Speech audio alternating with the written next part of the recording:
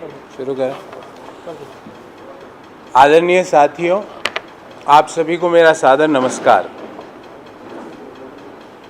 आज की प्रेस वार्ता एक अत्यंत महत्वपूर्ण और ज्वलंत मुद्दे पर हम कर रहे हैं, और मैं प्रेस वार्ता शुरू करूं उससे आज की प्रेस वार्ता का एक कंक्लूडिंग और एक इंक्लूडिंग स्टेटमेंट देना चाहता हूं।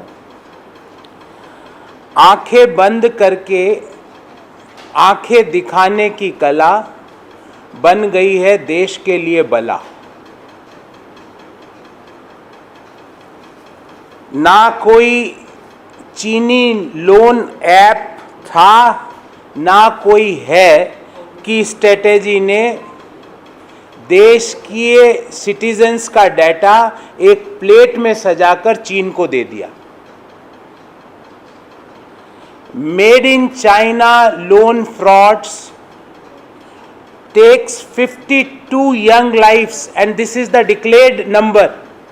Undeclared will be in another hundreds. So made in China loan frauds take 52 young lives, and Modi government, as its usual practice, is in deep slumber. क्योंकि सरकार की चीन के प्रति भले ही वो सामरिक इश्यूज हो या वित्तीय इश्यूज हो या आईटी के इश्यू हो, उनकी स्ट्रेटेजी एक ही है।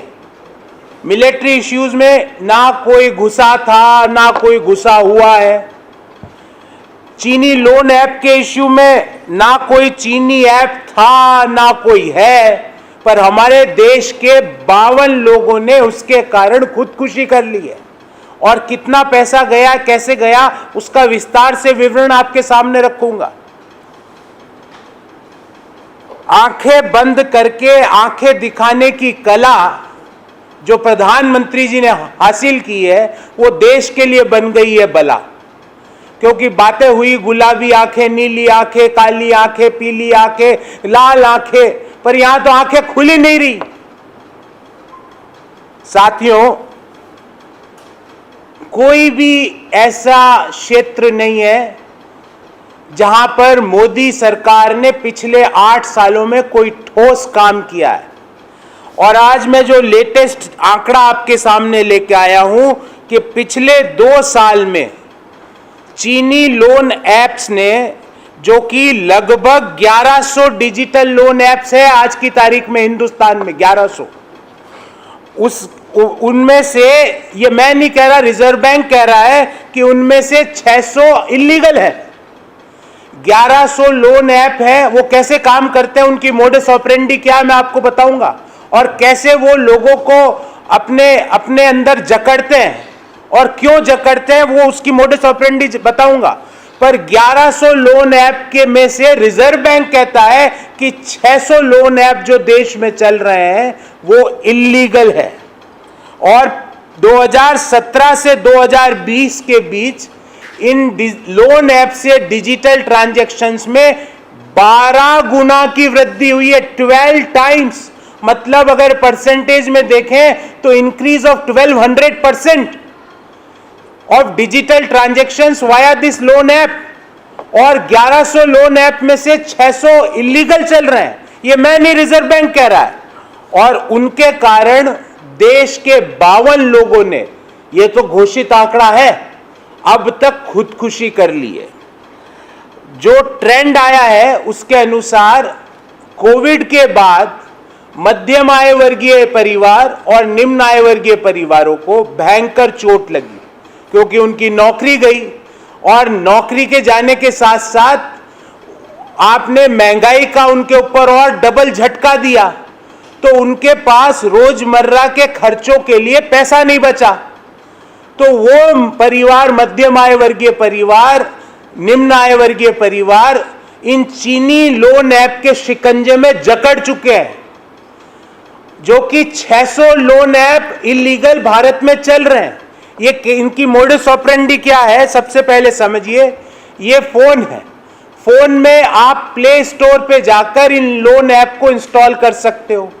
अगर लोन ऐप प्ले स्टोर पे उपलब्ध नहीं है तो आप डायरेक्ट मैसेज कीजिए, वो ऐप आपके मोबाइल पे इंस्टॉल हो जाएगा। फिर जैसे ही वो इंस्टॉल होता है वो आपसे मांगता है आपकी फोन बुक, आपकी फोटो गैलरी और आपके मैसेजेस की एक्सेस मांग लेता है। हम लोग जल्दबाजी में या इतना हमारा ध्यान ना उसकी तरफ नहीं जाता, हम उसको हमारी फोन बुक, हमारी फोटोज की, हमारे मैसेज की एक्सेस दे देते हैं।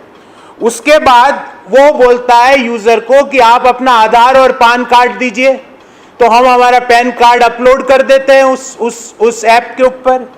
उसके पश्चात वो ऐप 5,000, 4,000, 3,000 रुपए देता है। कितने दिन के लिए? 5 दिन, 6 दिन, 7 दिन के लिए। और 5,000 रुपए आप उस ऐप से ले लेते हो तो आप समझ लो गए, क्योंकि 7 दिन का लोन में वो 5,000 से 10,000 रुपए रकम वापिस मांगता आपसे, डबल। कुछ पैसा वो लोन प्रोसेसिंग का ले लेता 1,500 रुपए, 2-3 हजार रुपया ब्याज का, 7 दिन का ब्याज के रूप में ले लेता है।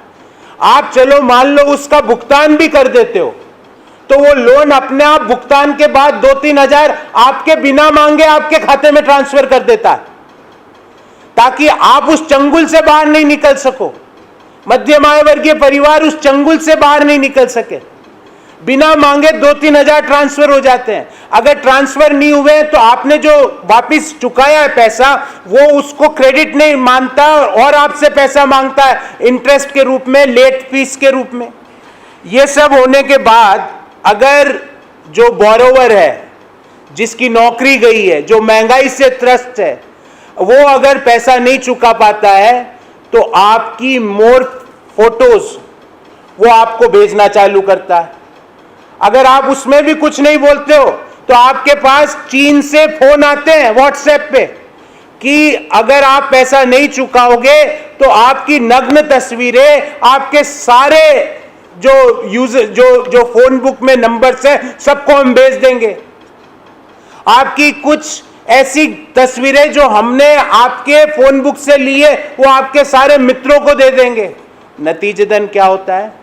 जिस व्यक्ति ने लोन लिया वो अपने परिवार सहित खुदकुशी कर लेता है। ये कब से चल रहा है? पिछले 2.5-3 साल से ये काम चल रहा है। पर प्रधानमंत्री जी की चीन के प्रति एक ही नीति है कि लाल आंख, पीली आंख, गुलाबी, नीली छोड़ दीजिए। उनकी एक ही नीति है, आंखें बंद करके आंखें दिखाने की जो उनके पास कला है उससे देश के लिए वो बला बन चुकी है। साथियों, बहुत महत्वपूर्ण जानकारी आपके साथ साझा कर रहा हूं। इस लोन ऐप के द्वारा 500 करोड़ रुपए हवाला के जरिए चीन में गए हैं। 500 crore rupees via Hawala has been transferred to China via these loan apps. Everybody is aware. Reserve Bank is saying कि आपके 600 लोन ऐप इलीगल है।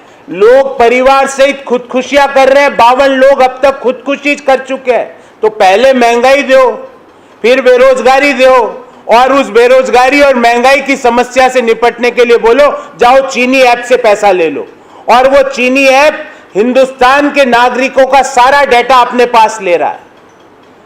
इस बाबत हमारे 3 पर्टिकुलर सवाल है। क्वेश्चन नंबर 1, क्या जांच एजेंसियां जिसमें ईडी, सीबीआई, एसएफआईओ, इनका काम सिर्फ विपक्षी दलों के नेताओं को बेमतलब के हैरेस करना ही है कि इस 500 करोड़ रुपए की हवाला की भी वो जानकारी लेंगे और इसका संज्ञान लेते हुए ये पता लगाएंगे कि कौन कौन से जो लोग इसमें लिप्त हैं कि जिन्होंने हवाला के जरिए 500 करोड़ रुपया, हिंदुस्तान का रुपया चीन को ट्रांसफर किया है। नंबर 2, 52 लोगों की जिंदगी जा चुकी है। रिजर्व बैंक ऑफ इंडिया कह रही है कि 600 लोन ऐप इलीगल है।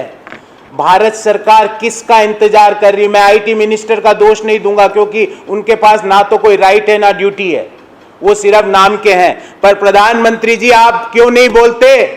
52 लोगों ने खुदकुशी कर ली है। रिजर्व बैंक कह रहा है 600 लोन ऐप इलीगल है। अभी तक वो लोन ऐप हिंदुस्तान में कैसे चल रहे हैं? हमारा आईटी प्लेटफॉर्म उनको कैसे मिल रहा है? कैसे लोग दिन ब दिन उसके चंगुल में ज्यादा फंसते जा रहे हैं? लोग शिकायतें कर रहे हैं, पुलिस में साइबर क्राइम में शिकायतें कर रहे हैं, तो साइबर क्राइम में मुकदमे दर्ज नहीं हो रहे क्योंकि वो चीनी ऐप चीन में रजिस्टर्ड है। वो कहे हम किसके खिलाफ मुकदमा दर्ज करें, और देश की सरकार मूक दर्शक बनी हुई बैठी है। मोदी जी, ऐसा क्या रिश्ता है आपका शी जिनपिंग के साथ?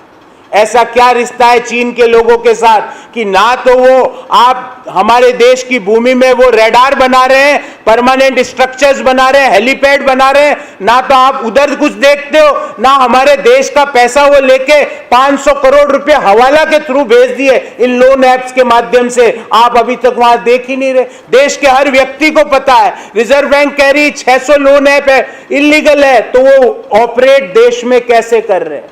और तीसरा बहुत महत्वपूर्ण मुद्दा उठा रहा हूं तीसरे सवाल में साथियों, डिजिटल इंडिया की बात किया करते थे। क्या डिजिटल इंडिया का मतलब यह होता है कि हिंदुस्तान के लोगों का, सिटीजन्स का डेटा एक प्लेट में सजा के चीन के हवाले कर दो? साथियों ध्यान रहे, आज के समय जो डेटा है उसकी वैल्यू करेंसी नोट से भी ज्यादा है। आप हिंदुस्तान के लोगों का पर्सनल डेटा चीन को दिए जा रहे हो, ये चीनी ऐप वो लिए जा रहे हैं, लोगों को खुदकशी करने पे मजबूर किए जा रहे हैं, 400% का ब्याज लिए जा रहे हैं, 400% ब्याज ले रहे हैं वो, और हमारी देश की सरकार मूक दर्शक बनी हुई बैठी है। ऐसा क्यों? तो ये 3 इश्यूज हमने पूछे। मैं आपके सवालों को लूं उससे पहले इंग्लिश में अपनी बात को संक्षिप्त में रखना चाहूंगा। आंखें बंद करके आंख दिखाने की कला बन गई है देश के लिए बला। ना कोई चीनी लोन ऐप था, ना कोई है strategy giving our citizens data on platter to China. We had thought that we will have Make in India manufacturing, but under Modi government's patronage, there is a Made in China loan frauds which already took 52 young lives, and the government is as usual in deep slumber. Friends, the Modi government lied to the nation, lacked the courage to even talk against the Chinese aggression, and failed in international diplomacy. It becomes tough to narrow down just a few areas where the Modi government has failed because there are so many. But the government has completely surrendered when tackling international conspiracy and aggression against us. It has been 2 years since the news of Chinese loan app duping lakhs of Indians through its conspiracy of the debt trap. An investigation between January and February 2021 found more than 1100 digital loan app available across Play stores. RBI has accepted that at least 600 of such apps were operating illegally. Out of 1100, 600 are illegal. As per Reserve Bank of India, there was a jump of 12 times in loan on digital platforms between 2017 to 2020. Till now, 52 individuals in our country committed suicide due to blackmailing of these loan apps. One trend that has been observed in such apps has been mushroomed since COVID struck in 2020. On one front, the Modi government has weakened the Indian economy, pushing millions of people into poverty. This is one of the main reasons why lower and middle income groups are forced to resort to such debt propositions. The other reason is the gross misdirection of focus of central agencies. Their resources are being directed to attacking only opposition instead of tackling severe issues impacting us. Friends, before I move ahead, I would like to share that how these loan apps work. In step 1, the user installs the app from the App Store or direct message. In step 2, at the time of installation, the app asks for access to user's phone book, photo gallery, messages, without which app will not be installed. In step 3, the app asks user to provide Aadhaar or PAN card for KYC purposes. In step 4, the user is given 7 days time for repayment of double the principal amount. Generally, these loans are of around 5,000 rupees, and in 7 days' time, these app wants the user to pay back 10,000 rupees. But user will start receiving phone calls after 5 days. Although time period given for repayment is 7 days, but after 5 days, user used to receive the phone calls. Even if the user pays the entire amount, 5,000 का 10,000 दे भी दे, without his requirement, some more money will be transferred into the user's account, or repayment is not updated, forcing the user to pay the penalty for late payment. And in last, if the user cannot pay his or her, mocked image is shared with his friends and family. If this doesn't work, using call centers, Chinese app abuses the users with a warning to share their nude photographs to their all friends and family members. The incompetence of central government and agencies had led to multiple cases of suicides due to such debt traps. Chinese loan app companies have siphoned off rupees 500 crore from India through Hawala due to these loan apps. There has been no strategy, no focus by the Modi government in evaluating priorities. Certain Chinese apps were banned in 2020, but the action on such apps was extremely lackluster. We have 3 specific questions to the Modi government. Question number 1. When ED and other agencies frequently pays their visits to each and every opposition leader, why was it sleeping when at least 500 crore were siphoned off from India by these Chinese loan apps? मतलब जांच एजेंसियों का काम देश में सिर्फ मनगढ़ंत, बेबुनियाद और झूठे केसेस में अपोजिशन पार्टी के लीडर्स के यहां जाने का रह गया है क्या? ये 500 करोड़ रुपए हवाला से चले गए लोन ऐप के थ्रू, और वो भी चीन में, और सरकार सोई हुई है. Several lives have been lost. This is question number 2. Several lives has been lost due to the harassment by these money lending apps, and RBI is clueless. What is the Modi government waiting for to act on such apps? Modi ji, लाल, पीली, नीली, गुलाबी, ये सब आंखें छोड़ दीजिए, आंखें खोल लीजिए. बस आंखें दिखाने का नहीं कह रहे हम, तो आंखें खोलने का बोल रहे हैं आपको. हम ये नहीं कह रहे लाल, पीली, नीली, गुलाबी आंखें दिखाओ, पर आंखें तो खोलो प्रभु. 52 लोगों ने आत्महत्या कर ली इस चीनी ऐप के चंगुल में आने के कारण. ये तो घोषित आत्महत्याएं हैं. कितनी ही लोगों ने आत्महत्याएं कर ली जो कि सरकारी रिकॉर्ड के अंदर सम्मिलित नहीं हुई है. एंड पॉइंट नंबर 3, बहुत ढिंडोरा पीटा गया है. स्किल इंडिया, स्टार्टअप इंडिया, एक डिजिटल इंडिया भी स्कीम थी Modi ji. Modi government talks big of Digital India. Does the Modi government want an India with its citizen and data being controlled by Chinese government? Friends, please appreciate, in the current age that data is more precious than the currency note, and we are giving the data of our citizens to the Chinese government on platter via these loan apps, and government is just a mere spectator. So why, what is the compulsion, Modi ji?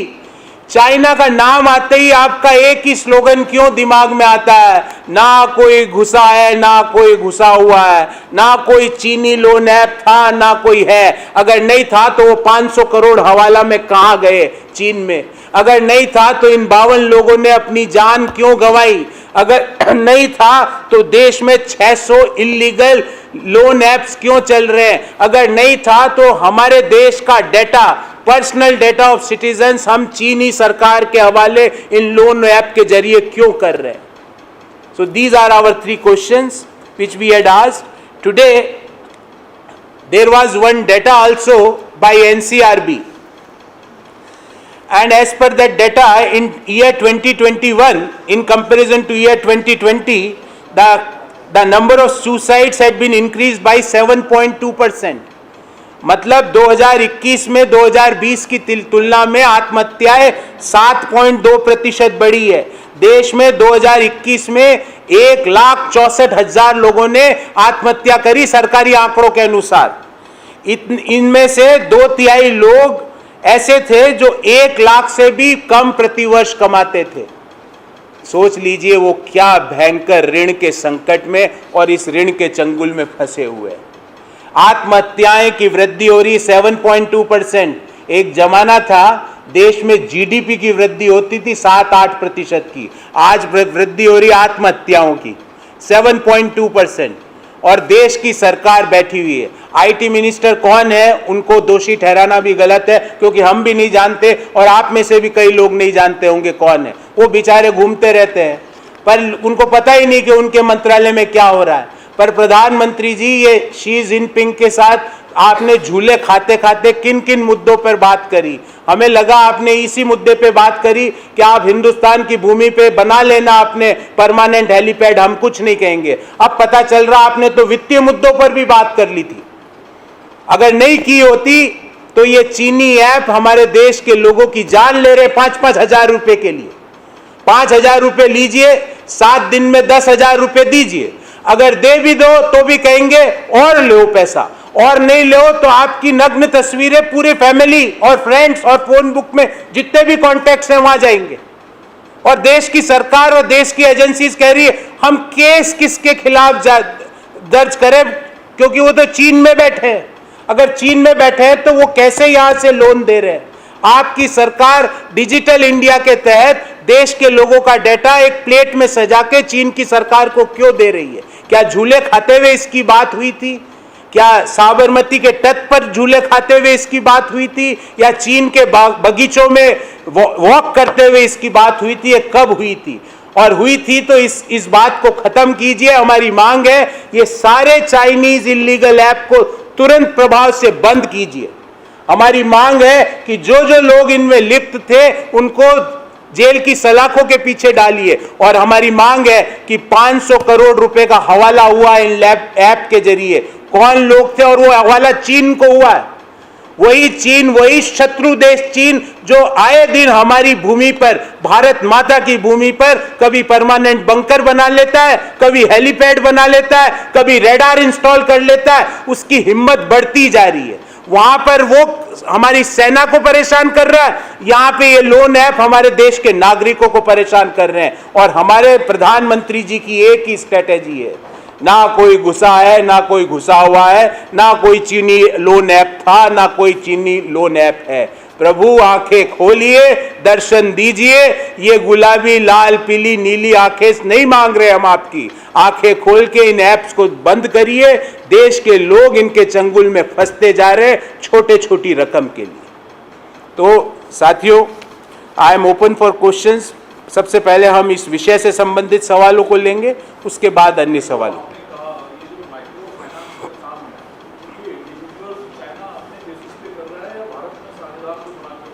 ये private चीनी loan app कंपनियां हैं। Reserve bank कह रहा है 600 ये loan app कंपनियां illegal है।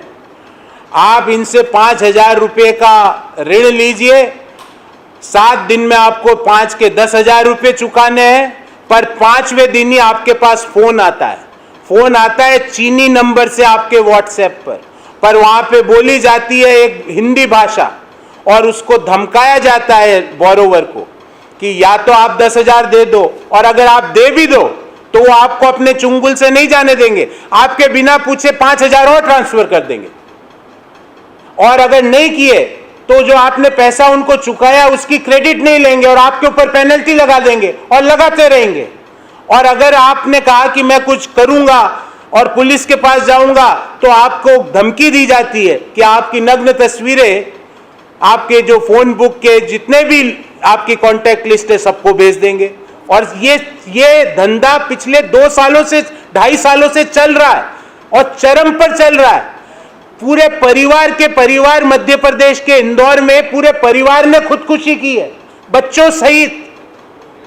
ये खुदकुशी नहीं, मैं कहूंगा ये हत्या है। यही तो मैं कह रहा हूं, रिजर्व बैंक कह रहा है इलीगल है, प्ले स्टोर पे अवेलेबल है। तो सरकार की डिजिटल इंडिया मुहिम कैसे उसको अलाउ कर रही है हमारे देश के अंदर? उस फोन को कैसे हम, उस ऐप को हम कैसे इंस्टॉल कर रहे हैं? उनकी वो इलीगल है। वो जो चीनी लोन ऐप है, they are illegal. They are not registered under any Indian authorities. Illegally वो गूगल प्ले स्टोर पे या दूसरे प्ले स्टोर्स पर अवेलेबल है और लोग उसको लोड करके उसके चंगुल में फंसे जा रहे हैं और सरकार मुखदर्शक बनी हुई बैठी है। हमारी मांग है ऐसे लोन ऐप कैसे सरकार के देश के लोगों के फोन में आ रहे हैं, सरकार मुखदर्शक बनी हुई कैसे बैठी हुई है और क्यों लोग इनके चंगुल में फंसते जा रहे हैं। और जांच एजेंसियां सिर्फ क्या ईडी का काम राहुल गांधी जी को बुलाने का ही है कि ये 500 करोड़ रुपए हवाले का, इसमें तो प्योर पीएमएलए वायलेशन है। वो इस पे जांच क्यों नहीं करते। पर चीन है ना, वो मोदी जी का दोस्त है। मेक इन इंडिया से हम आ चुके हैं 8 सालों में made in China loan frauds पे। बात होती थी मेड इन इंडिया, हमको लगा मैन्युफैक्चरिंग बूम आएगा, एक्सीलेंस होएगा, लोगों को रोजगार मिलेगा। 20 से 24 वर्ष की आयु वर्ग के 42% युवा बेरोजगार है। कोई देश में मेक इन इंडिया का नाम प्रधानमंत्री तो छोड़ दीजिए, उनका कोई मंत्री भी नहीं लेता है। और मुझे याद है 2016 में दिल्ली की सड़क पे ऐसा कोई चौराहा नहीं था जहां वो बब्बर शेर गरज रहा था। अब वो बब्बर शेर कहां है, सिर्फ जू में दिखता है वो। और हमको मिला क्या, पहले बोला गया आंख दिखाने की जरूरत है, फिर बोला लाल आंख दिखाएंगे। अब लाल आंख कैसे होती है, हमारे यहां तो लाल आंख ज्यादा मसलते हैं या सुबह सो के उठते हैं जब होती है। तो मोदी जी हम नहीं बोल रहे आपको, हम आपको नहीं कहेंगे लाल करो आंखें, नहीं कह रहे, पर आंखें खोलिए और देश के लोगों को इस लोन ऐप के चंगुल से बचाइए।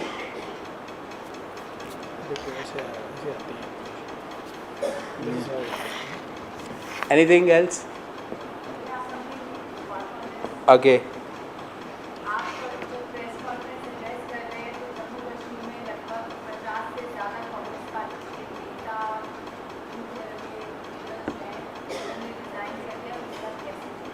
देखिए, time and again from this platform we had answered this question कि, और बहुत संक्षेप में अपनी बात कहूँगा कि जो लोग भी पार्टी से इस्तीफा देते हैं, 5-5 पन्नों के पत्र लिखते हैं, अंग्रेजी पूरी उसमें ऐसा लगता है कि कोई ब्रिटिशर ने वो पत्र लिखा है, इतनी उसमें धाकड़ अंग्रेजी का प्रयोग किया जाता है। पर सवाल एक ही है, वो सवाल ये है कि ये दिव्य ज्ञान आपको 2021 से पहले क्यों नहीं आया। जो दिव्य ज्ञान की प्राप्ति आज हुई, वो दिव्य ज्ञान की प्राप्ति 21 के पहले क्यों नहीं हुई। बस इस सवाल में आपके सारे उत्तर हैं, क्योंकि 21 से पहले आपकी सीट सुरक्षित थी, आपका बंगला सुरक्षित था। जब सीट और बंगले पे आया संकट, तो ऊपर से आया दिव्य ज्ञान, और अब उस दिव्य ज्ञान की प्राप्ति करके आप बड़े बड़े पत्र लिख रहे हो। पत्र लिखना बड़ा आसान होता है पढ़े लिखे लोगों के लिए। उस पत्र का क्या मतलब है, वो पत्र 2021 के पहले क्यों नहीं लिखा, इस सवाल में आपके सारे प्रश्नों का उत्तर है। पर ध्यान रहे, जो चाहे जो कर ले, 4 तारीख को ऐतिहासिक रैली होगी दिल्ली के रामलीला मैदान पे और पूछा जाएगा आटे पर जीएसटी क्यों लगाई। हम नहीं छोड़ेंगे। पूछा जाएगा कि अंतर्राष्ट्रीय बाजार में कच्चे तेल की कीमत कम हुई, फिर भी डीजल और पेट्रोल की कीमतें क्यों बढ़ रही। पूछा जाएगा रसोई गैस की अंतर्राष्ट्रीय बाजार में कीमत 2014 के तुलना में कम हुई, तो आज गैस सिलेंडर 2014 की तुलना में 2.5 गुना से ज्यादा कीमत पर क्यों मिल रहा है। पूछा जाएगा कि ये डिवाइड एंड रूल की जो पॉलिसी है, ये जो पॉलिटिक्स ऑफ पोलराइजेशन है, उसको हम पॉलिटिक्स ऑफ परफॉर्मेंस देकर उसको एक नया मॉडल देंगे देश के सामने। आपको चाहे जो करना हो कर लीजिए। भारत जोड़ो यात्रा भी होगी, 150 दिन तक 3500 किलोमीटर की यात्रा भी होगी, और दिल्ली के रामलीला मैदान में ऐतिहासिक रैली भी होगी।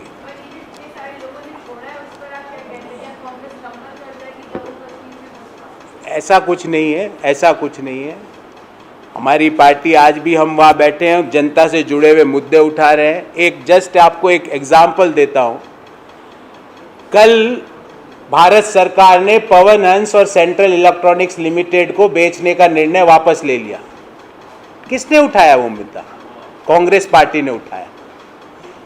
तो हम तो मुद्दे उठाएंगे इन 52 लोगों के लिए जिन्होंने अपने प्राण त्याग दिए इस चीनी चंगुल में आकर, उनके लिए भी हम मुद्दा उठाएंगे। हमने सवाल उठाया और मैं आपको पूरी जिम्मेदारी से कहता हूं, बार बार उठाएंगे और भारत सरकार को कंपेल करेंगे कि इन इल्लीगल चीनी ऐप को आप बैन करिए। ये 500 करोड़ के हवाले का पता लगाइए।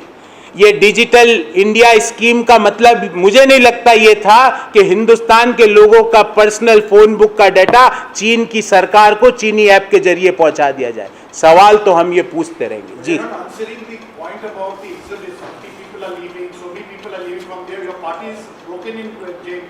see, as I told you that all these things people are trying to do so that we should not ask questions to the Modi government. But we are not going to give an escape route to Modi government. We are going to raise again and again the questions which affects the ordinary people, the middle income group, the lower income group families of our country. And today we had raised another important issue, and I am answering that all these escape routes are not applicable on us. We are not going to escape you by your 3D policy of diversion, distraction and distortion. हम इससे आपको जाने नहीं देंगे।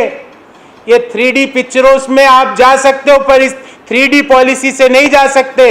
जवाब देना पड़ेगा कि गैस की कीमतें कम भी हुई तो हमारे देश में सिलेंडर की कीमत 2014 की तुलना में 250% ज्यादा क्यों है?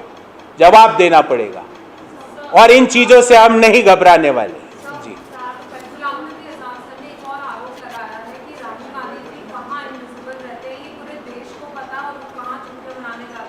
I had answered this question and the General Secretary in charge of media had also answered this question. I just want to inform Honorable Azad Sahab that on 4th September we are organizing a महंगाई के खिलाफ हल्ला बोल rally. तो आप उसमें आप पूछ रहे थे ना कहाँ हैं, तो 4 सितंबर को तो वो वहाँ है और 7 सितंबर से लेके अगले 150 दिन तक 25 किलोमीटर रोज चलना पड़ेगा।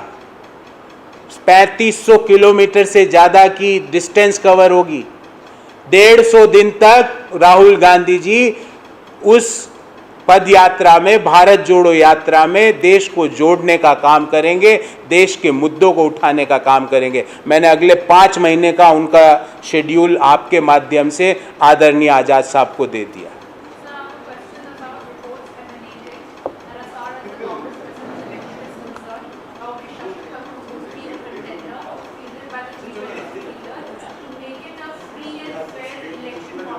I am not aware of anything like that, ma'am. I'm coming to that. I'm coming to that. But I understand we had announced our election schedule, and in election schedule we had given the dates of filing nomination, dates of result, dates of counting. All the dates are mentioned in the election schedule. So if anybody wants to do that, so dates are there. So I don't want to say anything more on this. So if anybody wants to do that, dates are there. The constitution of Congress is there. Congress का संविधान है आपके सामने, पूरी समय सारणी रख दी गई है। Now whatever you deem appropriate, do it. तो हमारे यहाँ तो ये नहीं है ना कि 1.5 लोग आधे लोग को अपॉइंट करेंगे। मोदी एंड अमित शाह अपॉइंट से अनदर 0.5। हमारे यहाँ तो वो सिस्टम है नहीं। मैं आपके माध्यम से मैं आपके माध्यम से पूछना चाहता हूं कि भारतीय जनता पार्टी में कब इलेक्शन हुए थे अध्यक्ष के? भारतीय जनता पार्टी का संविधान क्या है इलेक्शन का? हमने तो डेट्स अनाउंस करी, हमारा संविधान है कि 10 लोग चाहिए, आप इलेक्शन लड़ सकते हो, सारा रिटर्न है। पर वहां पे कब इलेक्शन हुए थे?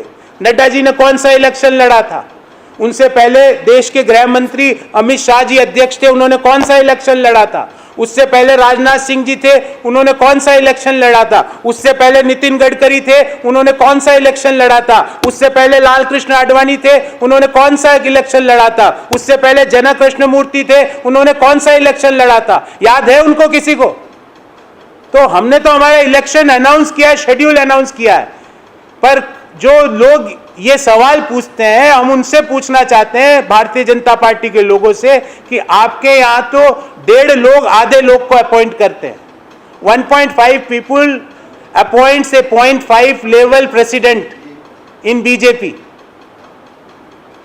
Thank you very much.